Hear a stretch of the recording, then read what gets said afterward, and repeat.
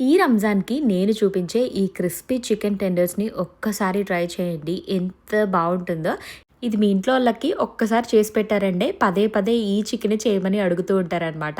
చాలా హెల్తీ వేలో కూడా ప్రిపేర్ చేశాను నేనైతే.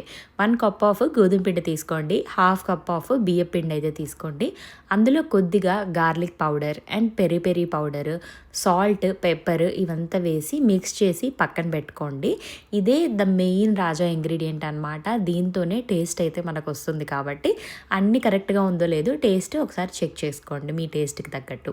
చికెన్ని మంచిగా ఉప్పు, కారం, పసుపు, వెనిగర్ వేసి ఒక హాఫ్ అన్ అవర్ మ్యారినేట్ చేసి పక్కన పెట్టుకోండి. ఇప్పుడు ఒక ప్లేట్లో 1 ఫుల్ ఎగ్ తీసుకొని ఇలా మంచిగా బీట్ చేసి పక్కన పెట్టుకోండి. స్టెప్ బై స్టెప్ ప్రాసెస్ అయితే చెప్పేస్తాను. ఈ చికెన్ని మనం ఆల్రెడీ తయారు చేసి పెట్టుకున్న ఈ పిండిలో అయితే మంచిగా ఇలాగా చికెన్కి అంతా పట్టేలాగా ఒకసారి కలపాలి. దాని తర్వాత మంచిగా దీన్ని ఎగ్ వాష్ అయితే చేసేసేయాలి. మళ్ళీ సెకండ్ కోటింగ్ ఇవ్వాలన్నమాట. ఫుల్గా చికెన్కి అయితే పట్టాలి బాగా. ఇక్కడ నేను చూపిస్తున్నట్లు ఇలా ఉండాలన్నమాట మీ చికెన్ అయితే. అప్పుడే క్రిస్పీగా ఉంటుంది. పైన లేయర్ అంతా లోపల సాఫ్ట్గా ఉంటుందన్నమాట. నేనైతే ఎయిర్ ఫ్రైయర్లో చేసుకుంటున్నాను చాలా తక్కువ ఆయిల్తో. సో ఎయిర్ ఫ్రైయర్లో చేసుకునే వాళ్ళైతే 180 డిగ్రీస్ 20 మినిట్స్ అయితే పెట్టుకోండి. లేకపోతే మీరు డీప్ ఫ్రై కూడా చేసుకోవచ్చు. రెండు చేసుకున్నా కూడా ఏదైనా టేస్ట్ ఒకటే అనమాట. చాలా బాగుంటుంది.